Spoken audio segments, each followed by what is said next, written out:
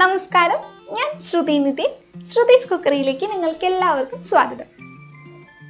ഇന്ന് നമ്മൾ നല്ല ഹെൽത്തി ആയിട്ടുള്ള ഒരു റെസിപ്പിയാണ് ചെയ്യുന്നത്.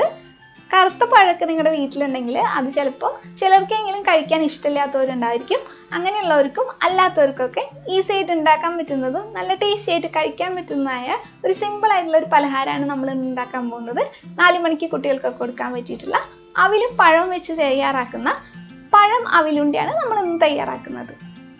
അപ്പോൾ നമ്മളിപ്പോൾ കറുത്ത പഴം എന്ന് പറയുന്നത് നേന്ത്രപ്പഴമാണ്. നേന്ത്രപ്പഴം വെച്ചിട്ടാണ് നമ്മൾ ഇത് ഉണ്ടാക്കുന്നത്. അപ്പോൾ നമുക്ക് അവിലും പഴം വെച്ചിട്ടുള്ള ഈ ഉണ്ട എങ്ങനെയാണ് ഉണ്ടാക്കാമെന്നൊന്ന് കണ്ടു നോക്കാം. അപ്പോൾ ഈ പഴം അവിലുണ്ട ഉണ്ടാക്കാനായിട്ട് നമ്മളിവിടെ ഇതുപോലത്തെ നല്ല പഴുത്ത പഴമാണ് എടുത്തിരിക്കുന്നത്. ഇതിൻ്റെ തൊലിയൊക്കെ നന്നായിട്ട് ഇങ്ങനെ ഇതുപോലെ കറുത്തിരിക്കണം. ഒരു പഴം മതി നമുക്കിതിനായിട്ട്. അപ്പോൾ ഈ പഴം തൊലിയൊക്കെ കളഞ്ഞ് ഇതുപോലെ ചെറിയ കഷ്ണങ്ങളാക്കി വെച്ചിട്ടുണ്ട്. ഒരു പഴം എടുക്കാന്നൊക്കെ പറയുമ്പോൾ ചിലപ്പോൾ വലുതും ചെറുതും തടിച്ചിട്ടൊക്കെ ഇരിക്കും. അപ്പോൾ അതുകൊണ്ട് തന്നെ കറക്റ്റ് ഒരു അളവ് കിട്ടാൻ വേണ്ടിയിട്ട് ഇത് അളന്ന് നോക്കിയപ്പോൾ ഇങ്ങനെ ചെറിയ കഷ്ണങ്ങളാക്കിയതിന് ശേഷം അളന്ന് നോക്കിയപ്പോൾ 1 കപ്പാണുള്ളത്. അപ്പോൾ നിങ്ങൾ എടുക്കുമ്പോൾ ഇതുപോലെ ചെറിയ കഷ്ണങ്ങളാക്കിയിട്ടുള്ള 1 കപ്പ് നേന്ത്രപ്പഴം എടുത്താൽ മതി. പിന്നെ ഇതിൽ മധുരത്തിനായിട്ട് നമ്മൾ ചേർക്കുന്നത് ശർക്കരയാണ്. അപ്പോൾ അതുകൊണ്ട് തന്നെ ഇത് കുറച്ചും കൂടി ഒന്ന് ഹെൽത്തിയാണ്. ശർക്കരയുടെ അളവ് എന്ന് പറയുന്നത് ഒരു 1/2 കപ്പ് ശർക്കര എടുക്കുക. പഴം എടുക്കണ സെയിം പാത്രത്തിൽ തന്നെ നിങ്ങൾ ഒരു ഗ്ലാസ്സിലാണ് എടുക്കുന്നത് വെച്ച് കഴിഞ്ഞാൽ 1/2 ഗ്ലാസ് ശർക്കര എടുക്കുക. അപ്പോൾ നമ്മളിവിടെ ഒരു 1/2 കപ്പ് ശർക്കരയാണ് എടുത്തിരിക്കുന്നത്. ശർക്കര ഇതുപോലെ ഒന്ന് പൊടിച്ചതിന് ശേഷം അളന്നിരിക്കുകയാണ്. അപ്പോൾ ഈ ഒരു അളവിലേക്കായിട്ട് ഒരു 82 അല്ലെങ്കിൽ ഒരു 84 ഗ്രാമൊക്കെ ശർക്കര എടുത്താൽ മതി. പിന്നെ മധുരം കൂടുതൽ ഇഷ്ടമുള്ളവരാണെങ്കിൽ നിങ്ങൾക്ക് 2-3 ടേബിൾ സ്പൂണും കൂടി ശർക്കര കൂടുതലായിട്ട് എടുക്കാം. ഈ ശർക്കര ഒന്ന് പാനിയാക്കി എടുക്കണം. അതിനായിട്ട് ഒരു 1/4 കപ്പ് വെള്ളം കൂടി ഇതിലേക്ക് ഒഴിച്ചു കൊടുത്തിട്ട് നന്നായിട്ടൊന്ന് ഉരുക്കിയെടുക്കുക. ഈ ശർക്കരയിൽ കട്ടകളൊന്നും ഇല്ലാതെ ഒന്ന് അലിഞ്ഞ് കിട്ടിയാൽ മതി. അല്ലാതെ കുറേ നേരം ഒന്ന് തിളപ്പിച്ചെടുക്കേണ്ട ആവശ്യമൊന്നുമില്ല. ഒന്ന് നന്നായിട്ട് ശർക്കര ഒന്ന് അലിഞ്ഞ് വരുന്ന സമയത്ത് തന്നെ നമുക്ക് ഫ്ലെയിം ഓഫ് ചെയ്ത് കൊടുക്കാം. ഇനി നമുക്ക് ഇതിലേക്ക് ആവശ്യമായിട്ടുള്ള അവിലൊന്ന് വറുത്തെടുക്കാം. അപ്പോൾ ഇവിടെ നമ്മൾ 1 കപ്പ് അവിലാണ് എടുത്തിരിക്കുന്നത്. ഇനി ഇതൊരു മീഡിയം ഫ്ലെയിമിൽ വെച്ചിട്ട് ഒന്ന് വറുത്തെടുക്കണം.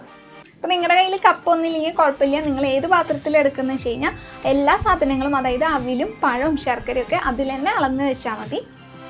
ഇനി ഇതിലേക്ക് നല്ലൊരു ഫ്ലേവറിനായിട്ട് നമുക്ക് വേണമെന്ന് വെച്ചാൽ മാത്രം കുറച്ച് ഏലക്കായ ചേർത്ത് കൊടുക്കാം. ഒരു 4-5 ഏലക്കായ ചേർക്കാം. അത് നിർബന്ധമൊന്നും ഇല്ല കേട്ടോ. നിങ്ങൾക്ക് ഏലക്കായ ഫ്ലേവർ ഇഷ്ടമാണെങ്കിൽ മാത്രം ചേർത്താൽ മതി, ഇല്ലെങ്കിൽ ചേർത്തില്ലെങ്കിലും കുഴപ്പമൊന്നുമില്ല. അവിൽ നമ്മൾ ഇതുപോലെ ഒന്ന് എടുത്ത് നോക്കിയിട്ട് കൈ വെച്ചിട്ട് ഇതുപോലെ ഒന്ന് അമർത്തി കൊടുക്കുമ്പോൾ ഇത് നന്നായിട്ട് ഇതുപോലെ തന്നെ പൊടിഞ്ഞ് കിട്ടുകയാണെങ്കിൽ അവിൽ ആയിന്ന് അർത്ഥം. അതായത് ഇത്രയൊക്കെ വറുത്തെടുത്താൽ മതി. ഇങ്ങനെ പൊടിഞ്ഞ് കിട്ടുന്ന രീതിയിലാകുമ്പോൾ നമുക്ക് ഫ്ലെയിം ഓഫ് ചെയ്ത് കൊടുക്കാം. അതിനുശേഷം ഇതൊരു മിക്സിയുടെ ജാറിലിട്ട് നന്നായിട്ട് തന്നെ പൊടിച്ചെടുക്കുക. ഇനി ഒരു പാനിലോട്ട് ഒരു 1.5 ടേബിൾ സ്പൂൺ നെയ്യ് ഒഴിച്ചു കൊടുക്കുക. നെയ്യുടെ ടേസ്റ്റ് ഇഷ്ടമില്ലാത്തവരാണെങ്കിൽ അതിൻ്റെ അളവൊക്കെ കുറയ്ക്കുക.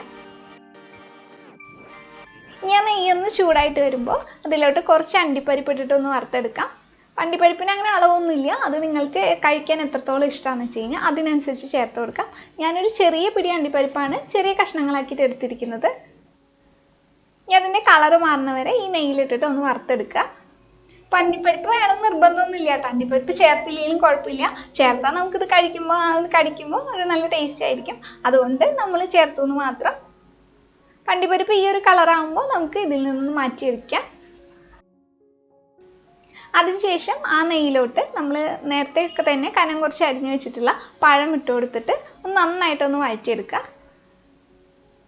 ഈ പഴം ഈ നെയ്യിൽ കിടന്നിട്ട് ഒന്ന് നന്നായിട്ടൊന്ന് വെന്ത് വരണം. ആ ഒരു സമയം വരെ നമുക്കിതൊന്ന് വഴറ്റി കൊടുക്കാം. അപ്പോൾ ഈ സമയം കൊണ്ട് തന്നെ നമ്മുടെ ശർക്കരപ്പാനി നന്നായിട്ട് ചൂടാറിയിട്ടുണ്ട്. അപ്പോൾ നമുക്കതൊരു പാത്രത്തിലേക്ക് ഒന്ന് അരിച്ച് മാറ്റിയിട്ട് വെക്കാം. ശർക്കരയിലുള്ള അഴുക്കും ഇതൊക്കെ പോകാനായിട്ട് നമ്മൾ അഴുക്കുള്ള ശർക്കരയാണെങ്കിൽ ഇതുപോലെ ഉരുക്കിയിട്ട് എന്തായാലും ഇതുപോലെ അരിച്ചെടുക്കണം. അപ്പോൾ ഈ സമയം കൊണ്ട് തന്നെ നമ്മുടെ നേന്ത്രപ്പഴം നന്നായിട്ട് വെന്ത് വന്നിട്ടുണ്ട്. അത് വെന്തോന്ന് അറിയാനായിട്ട് നമ്മൾ ആ തവി വെച്ചിട്ട് തന്നെ ഒന്ന് ഇതുപോലെ ഒന്ന് അമർത്തി കൊടുക്കുമ്പോൾ നന്നായിട്ട് ഉടഞ്ഞു കിട്ടുകയാണെങ്കിൽ ആ ഒരു പാകമായാൽ മതി നമുക്ക്. അങ്ങനെ ഈ പാകമാവുന്ന സമയത്ത് എല്ലാം നേന്ത്രപ്പഴം ഇതുപോലെ ഒന്ന് നന്നായിട്ട് തവി വെച്ചിട്ട് ഒന്ന് ഉടച്ചു കൊടുക്കുക. അപ്പം ഇതുപോലെ പഴമൊക്കെ നന്നായിട്ട് ഉടച്ചു കഴിഞ്ഞാൽ നമുക്കിതിലോട്ട് ചിരകി വെച്ചിട്ടുള്ള നാളികേരം കൂടി ചേർത്ത് കൊടുക്കാം. നാളികേരം ഒരു 3-4 ടേബിൾ സ്പൂൺ ചേർത്ത് കൊടുത്താൽ മതി. അതിനുശേഷം ഒന്ന് നന്നായിട്ട് തന്നെ ഇളക്കിയെടുക്കുക. പാചകത്തിൽ തുടക്കക്കാരായിട്ട് ആൾക്കാരാണെങ്കിൽ ടേബിൾ സ്പൂണും ടീസ്പൂണും അങ്ങോട്ടും ഇങ്ങോട്ടും തെറ്റിപ്പോവാതെ ശ്രദ്ധിച്ചിട്ടെടുക്കാം.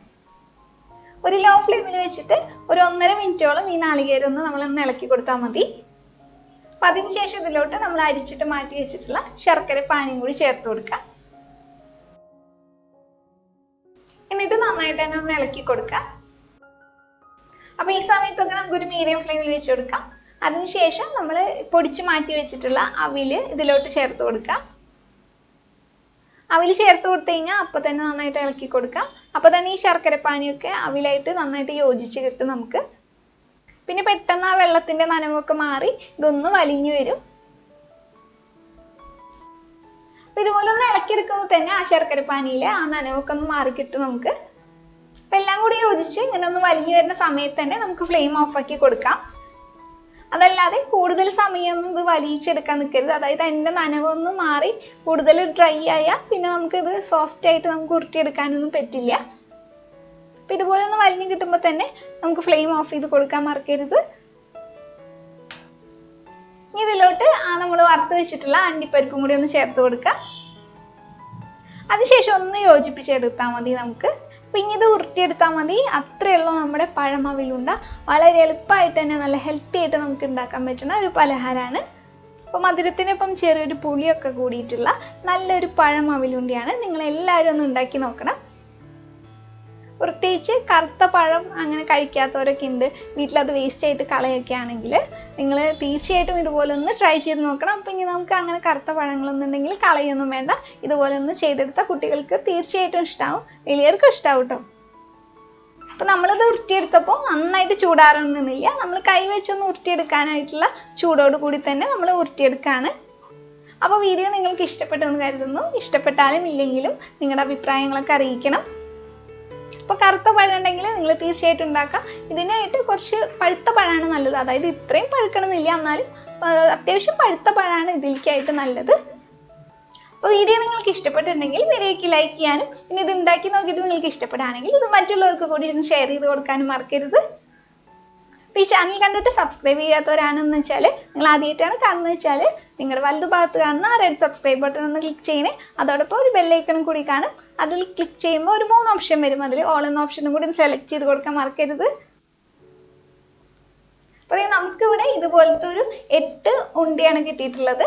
ഒരു ചെറിയ ഉണ്ടയാണ് ഒരെണ്ണം, ബാക്കിയെല്ലാം ഒരേ വലിപ്പത്തിലുള്ള ഇതുപോലത്തെ ഉണ്ടകൾ നമ്മൾ ഉണ്ടാക്കിയെടുത്തിട്ടുണ്ട്. അപ്പോൾ വീണ്ടും നമുക്കൊരു നല്ല റെസിപ്പിയുമായിട്ട് കാണാം. അതായത് നിങ്ങൾ എല്ലാവരും നല്ല ഭക്ഷണമൊക്കെ കഴിച്ച് ഹെൽത്തി ആയിട്ടും സന്തോഷമായിട്ട് തന്നെ ഇരിക്കുക. അപ്പോൾ വീണ്ടും കാണുന്നവരെ ബൈ.